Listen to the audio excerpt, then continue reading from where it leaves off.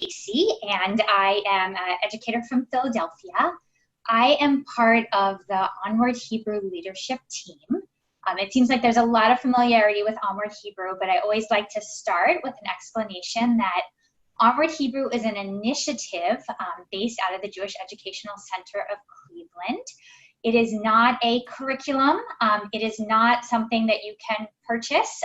It's not a elusive club. It is an approach to Hebrew learning, and it's something that we who are part of the leadership team feel very passionate about as a way to help our students learn specifically from sound to print. And Onward Hebrew has several components, one of them being Jewish life vocabulary. As I've begun and dug into this work on Jewish life vocabulary, I have had several conversations with Heather Erez. I'll let her introduce herself in a moment, but Heather really is one of the most creative educators I know and a real leader in the field of Hebrew and especially in Jewish life vocabulary. So what we're going to do today is talk a little bit about how Jewish life vocabulary can help enhance sound to print methodology in your program. And Heather is going to give us a lot of different examples to be inspired by. Everything that we talk about today can operate in a in-person or online space. We're not necessarily going to define this is what we would do on a screen and this is what we would do in a classroom, though we may. But I want you to know that whatever your program may look like in the coming weeks, this is easily adaptable in that setting.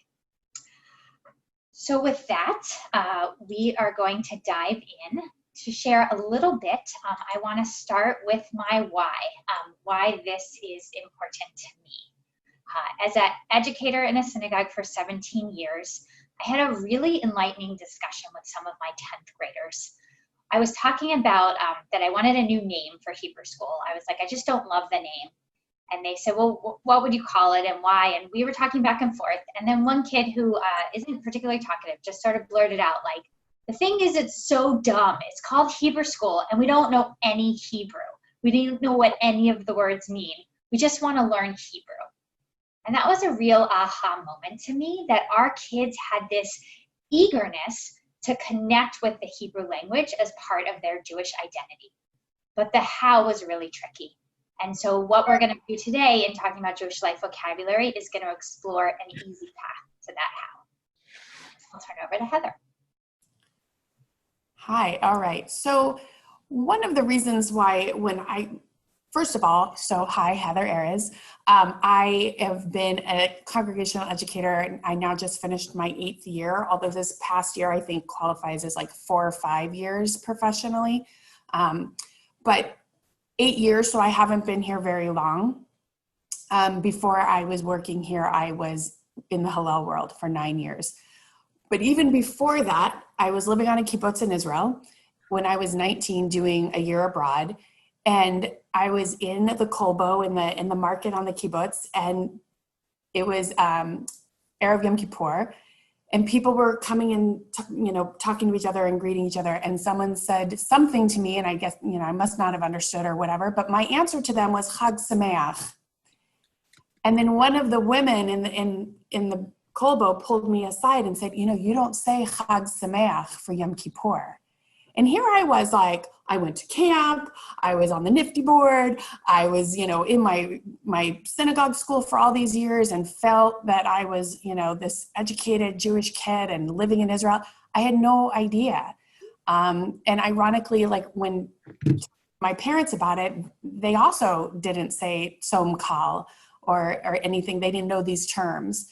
So when I was really looking as an educator on how to kind of reinvigorate our Hebrew program, this story kind of replayed itself. And I was like, you're right. Like we do need to find different ways to help our kids understand vocabulary that they can use anywhere that would make sense and feel natural to them to say.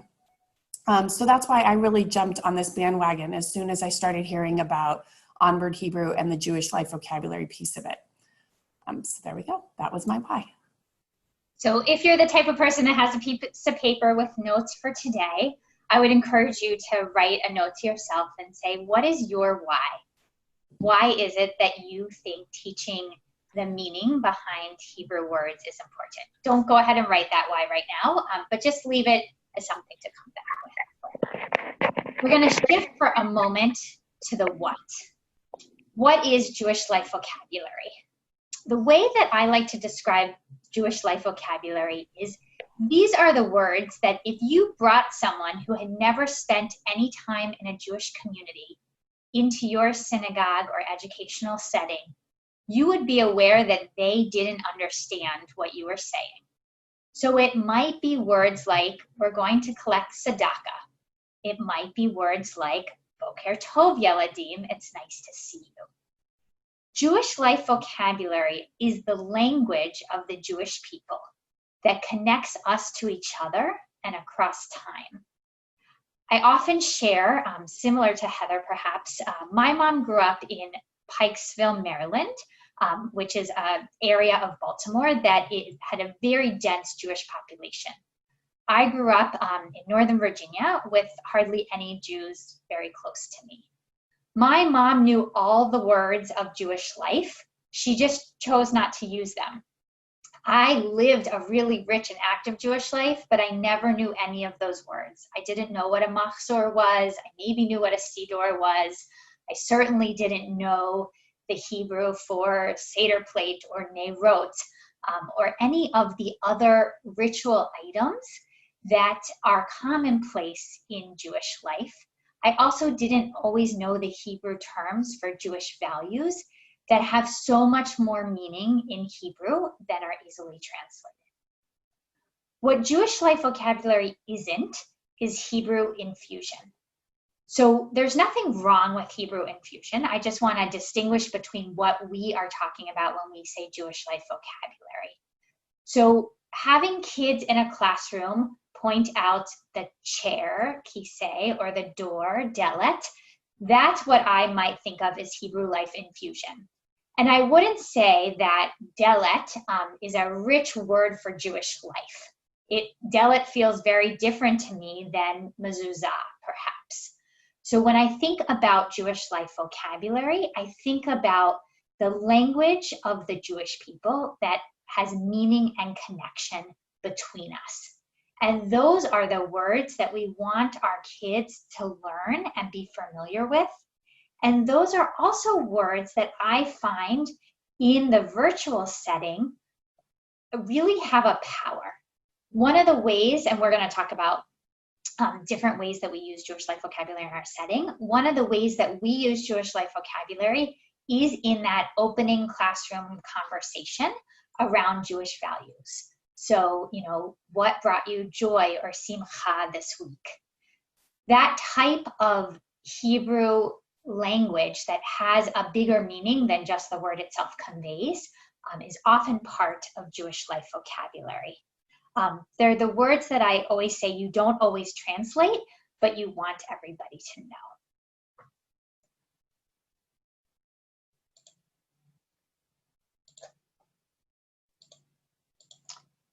So I'm going to have Heather share a little bit about how she uses Jewish life vocabulary in her setting. Hi, okay, so I was trying to figure out how I wanted to not only give the vocabulary to the children in a fun way that felt different, but also I wanted to figure out how to get the parents on board and get them invigorated and excited to maybe remind themselves, but maybe like in my family situation, teach themselves some vocabulary as well. So like all good educators, I was up late at night trolling the internet for anything that didn't have to do with work. And I found this cool app and I decided, you know what, I'm gonna purchase this app, and it made cartoons, and I'm just gonna take a stab at this. And then it kind of turned into a bigger idea. So let me show you this cartoon I made. And what I did is I took the Jewish life vocabulary that I wanted to teach. So this is one example. And I created this cartoon, and I will tell you what I did with the cartoons after I show it to you.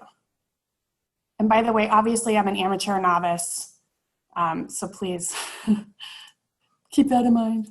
Oh, If someone went you know what? I just realized I to the should, sports championship, hold instead of on. saying great job, you could say kol hakavod. I just realized I want to make sure that I share the sound when I share the screen. So my apologies. Here we go. And let's start this over again.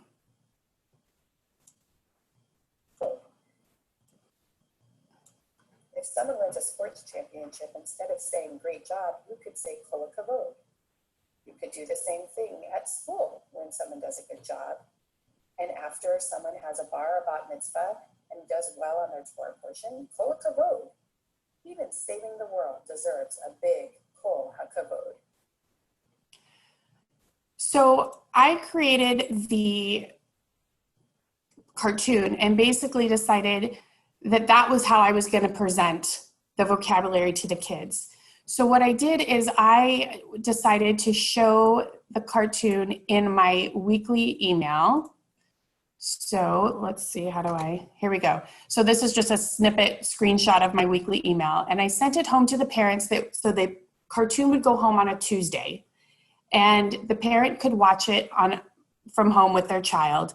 And I gave them a challenge. So every week, if the children were to do something with the cartoon at home, like create a piece of art or make their own video or do something saying kol hakavod and send it back to me, they would get points for their grade. We put them, they're like on a tribe program, so they get points for their tribe.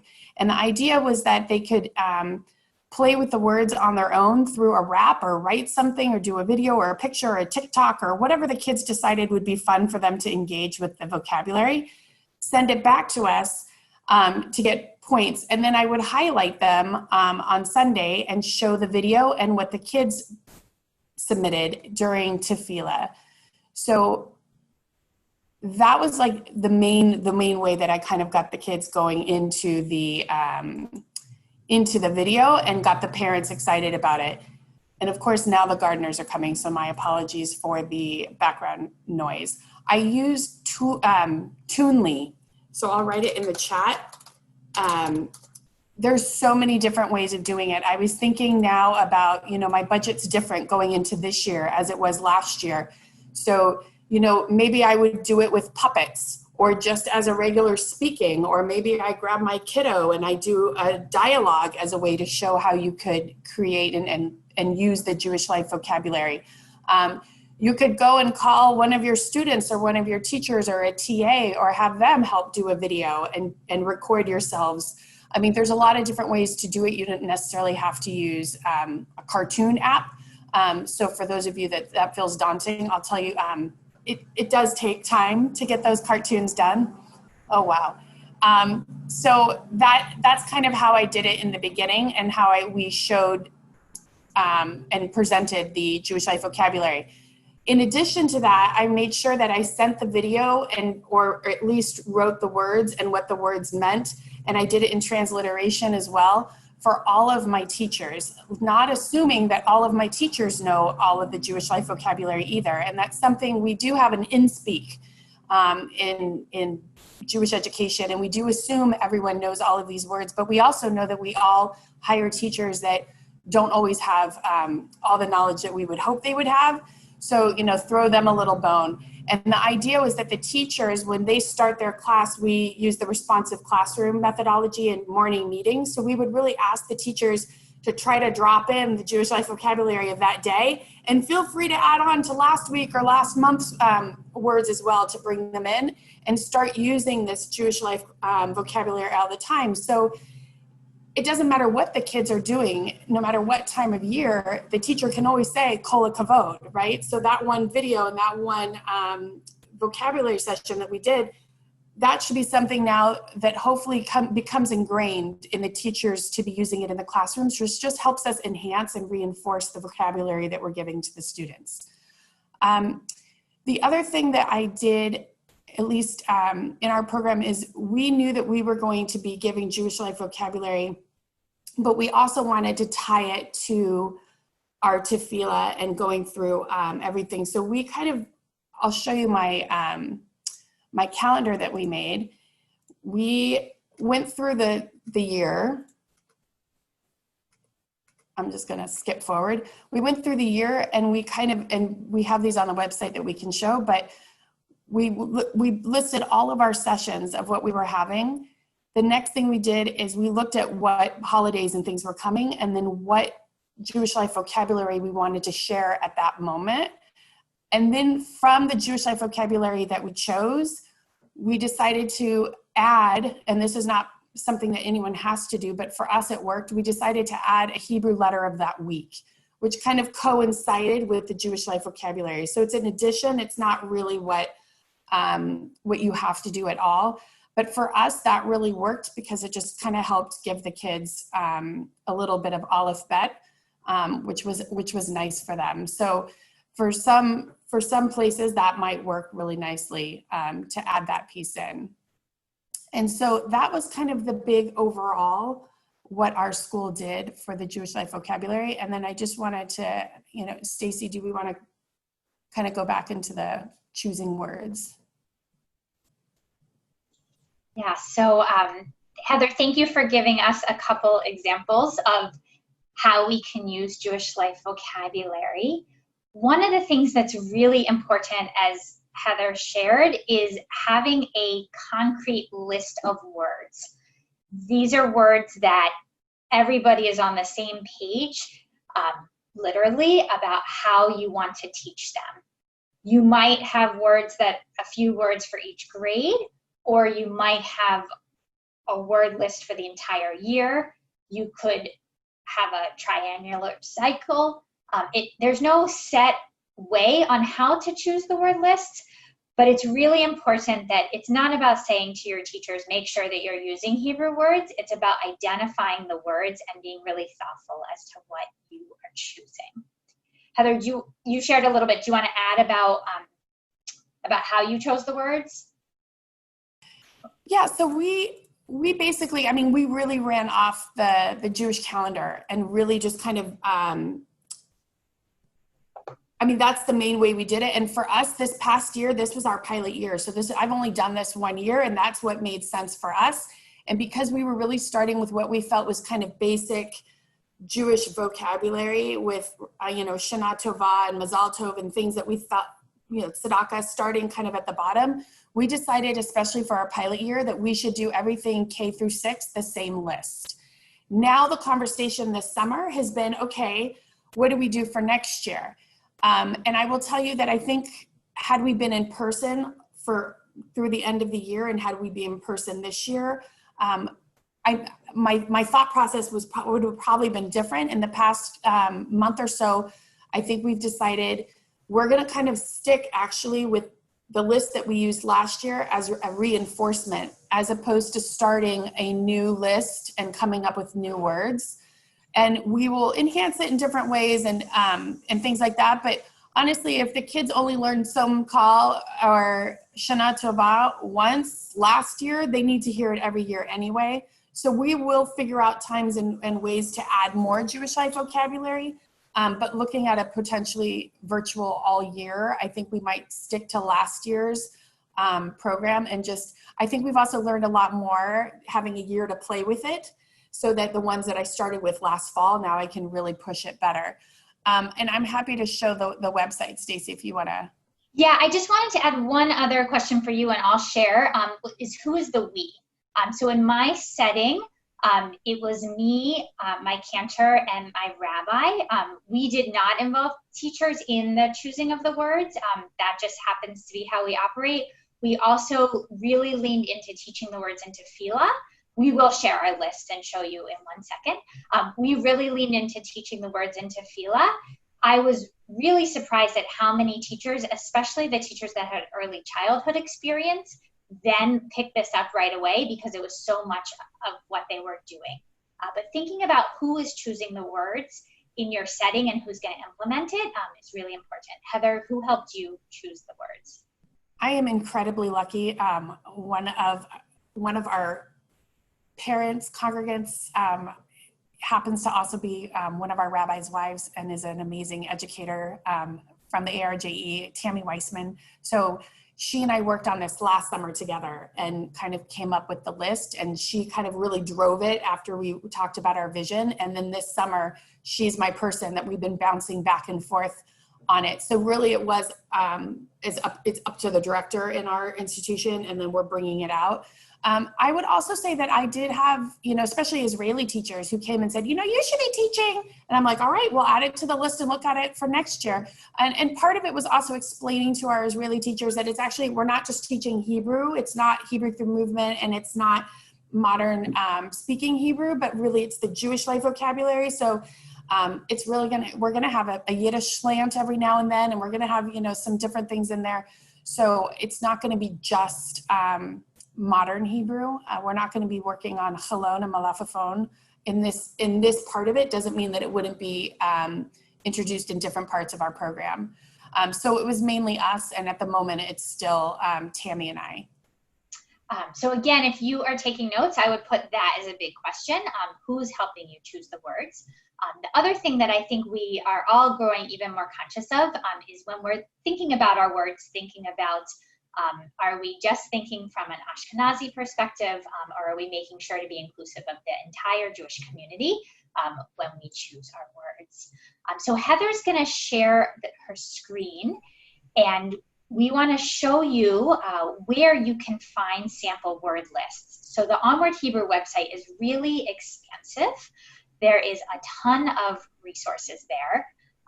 And one of the resources is sample word lists. Not only are there sample word lists, there are vocabulary cards and pictures and so much. I think it's just a little further down. They're sorted by how you might organize the words with PDFs. There's a lot of resources there. Just above this word list are also organizational charts. Those are things that you can use as the director to help communicate out with your staff. You don't need to figure out what kind of spreadsheet am I going to make. It's all there, and there's a ton of samples, which is really helpful. What we want to do right now is allow you some precious time to think with colleagues. The first step in implementing Jewish life vocabulary is thinking about what you want to teach, which words you want to start with, and why those words. Obviously, we just said you want to make sure that you have a broader team, but usually the educators are sharing a vision of what they want to teach. And so what we're going to do is break into groups of around 4 people. And the topic in those groups is really, you can spend some time, we'll put the link that Heather was just on in the chat. You can spend some time looking at the word list that exists and just talking about what would your first steps be in implementing Jewish life vocabulary? Which words would you use, and why would you use them? So Heather just put the link in the chat, and I think we're going to open breakout rooms so you can spend some time with colleagues. We'll be there for about 10-12 minutes, and we'll come back together at 1:45. Jewish life vocabulary is something that we all do. Many of us grew up with Jewish life vocabulary at camp and early childhood spaces, and so you are welcome to share and answer as well. We're happy to have some dialogue. But I do imagine there are questions. If you don't have a question, then I would encourage you to share in the chat, what is one thing that one idea that's been resonating with you as you've been listening around Jewish life vocabulary? Either something that you already do that you think is really great and you want to suggest to other people, or something that you're thinking of doing in the new year.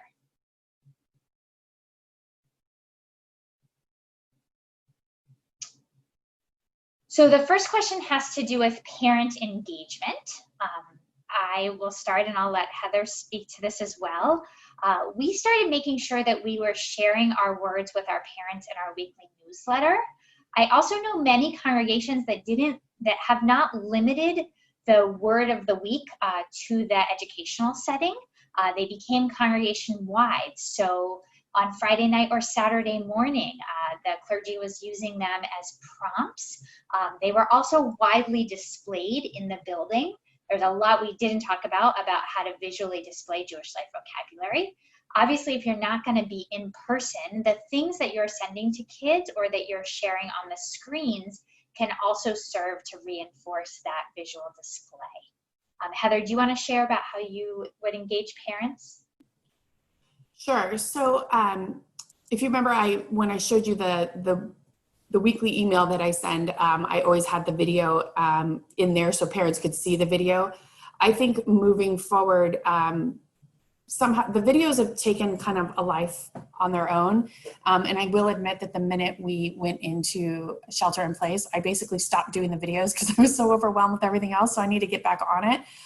But I know that our marketing director would like to start putting it into our normal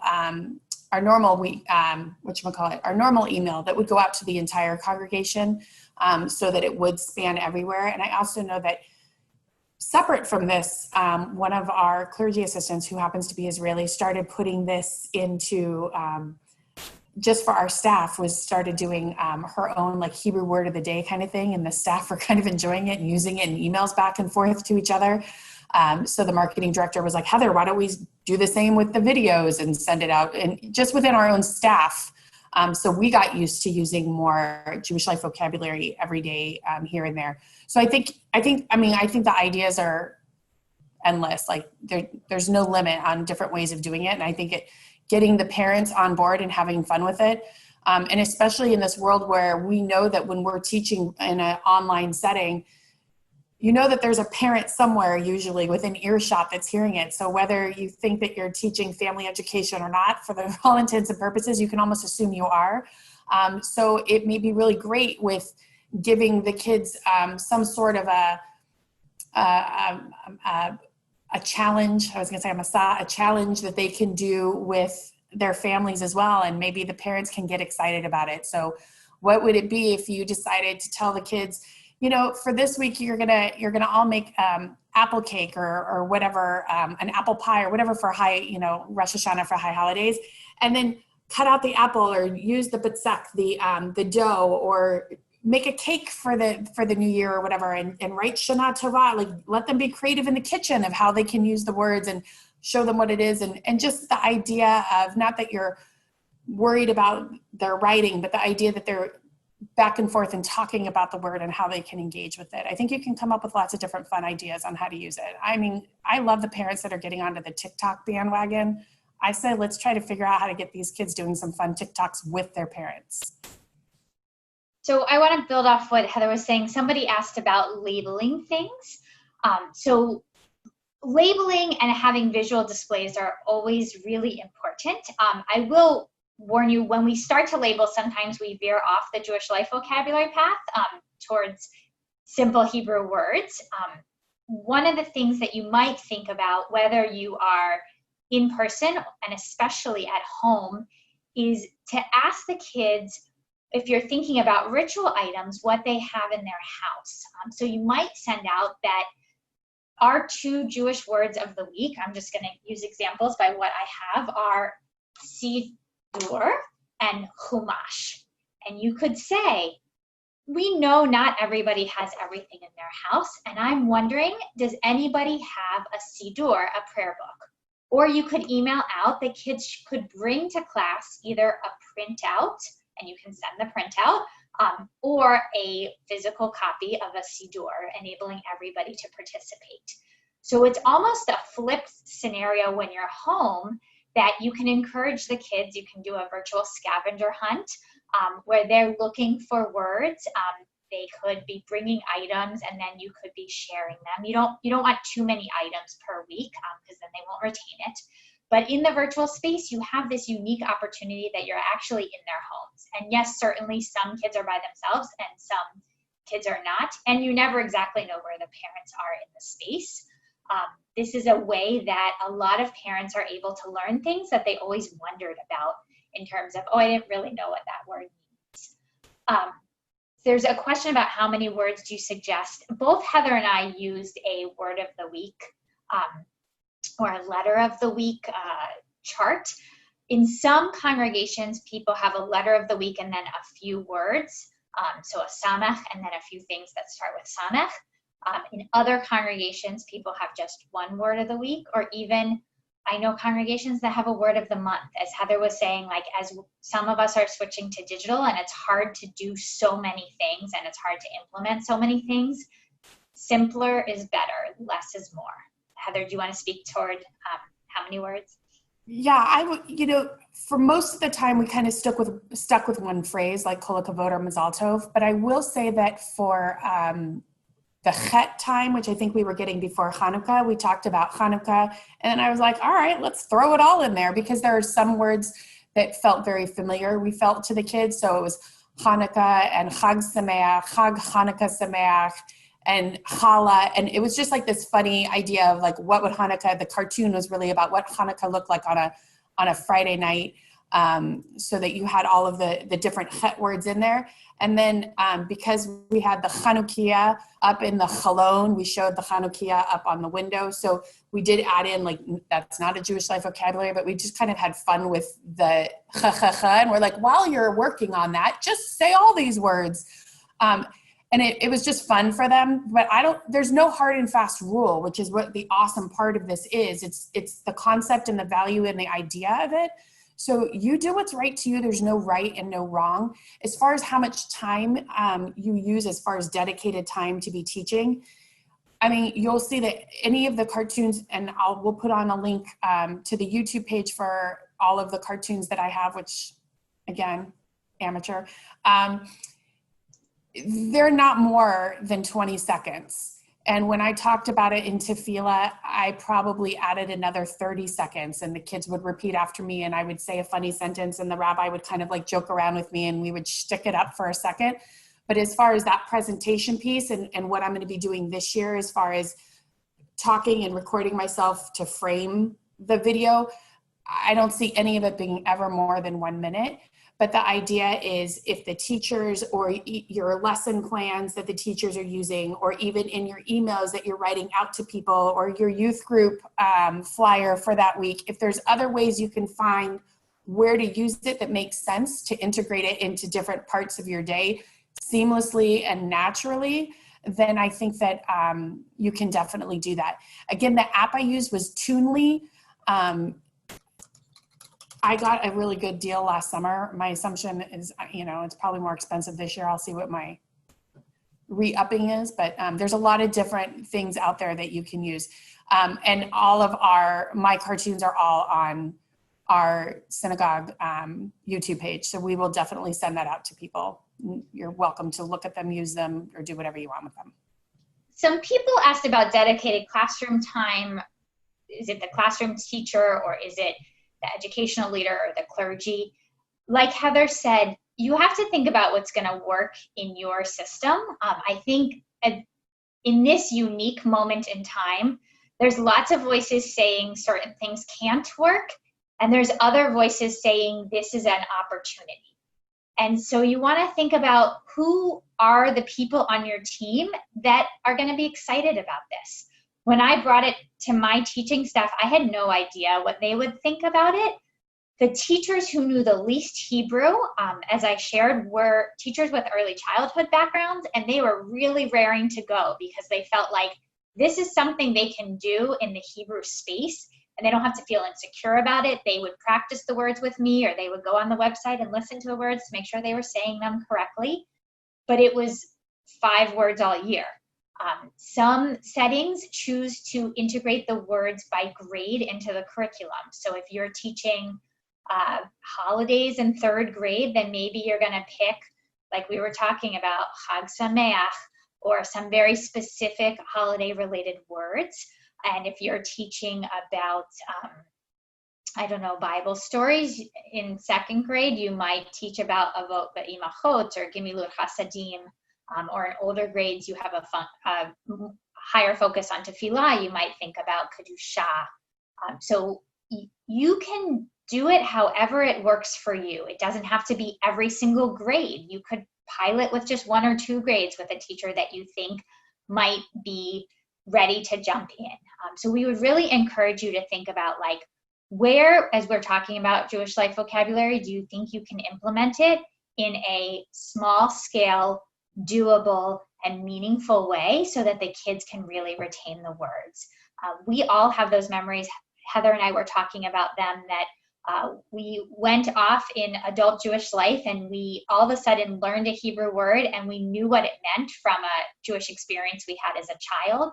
Those are the Hebrew rich memories we want to create for our kids, and we want them to have meaning, and we want them to be shared with their whole family.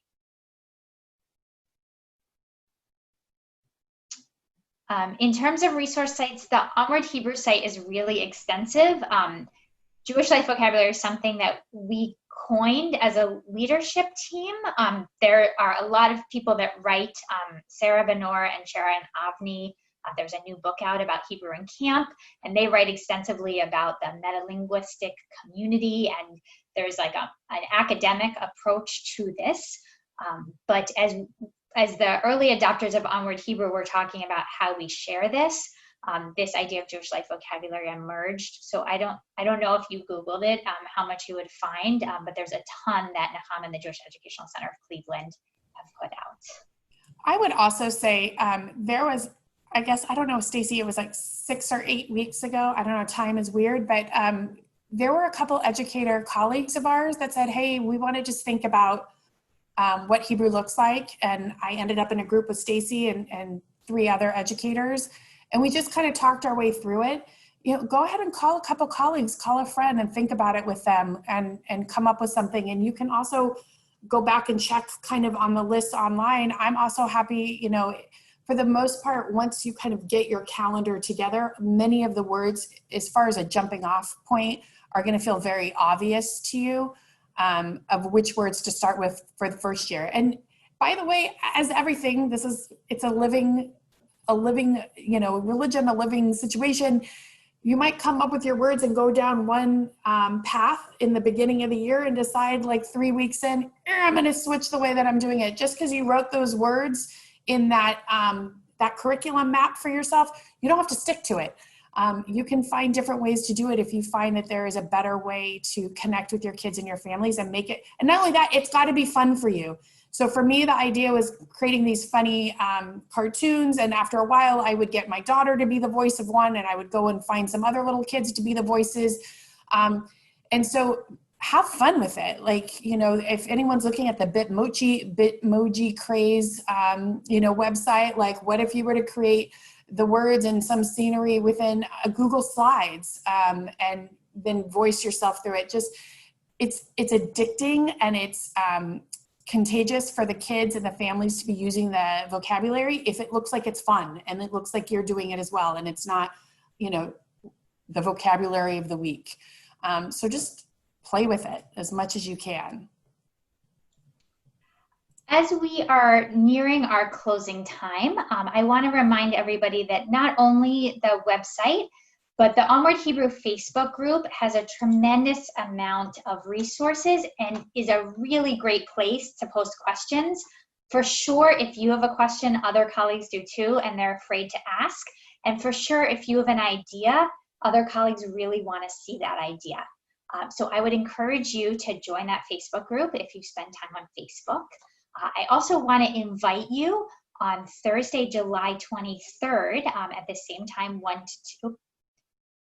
to 2, is a webinar that's going to be facilitated by Nahama, Marsha Anochi, and Naomi Weiss about moving online with Hebrew Through Movement. There are a lot of specifics about how, about the theory and best practices around moving online with Hebrew Through Movement. And then we are back on Thursday, August 6th, looking at sound to print with decoding. And that webinar, all the webinars really, you could do with teachers. You could do as a team, so you can brainstorm and share together. We really view this as a community effort, so we hope that you'll share your ideas and resources. I'm going to put my email in the chat. I'm sure Heather will do the same.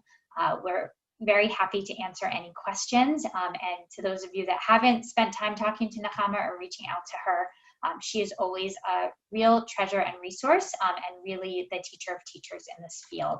And so we want to always be grateful to her and the Jewish Educational Center of Cleveland.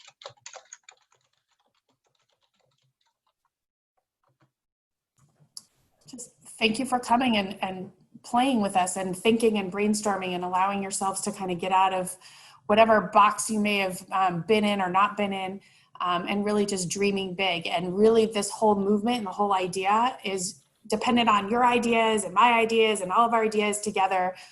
So thank you for posting and sharing, and looking forward to connecting.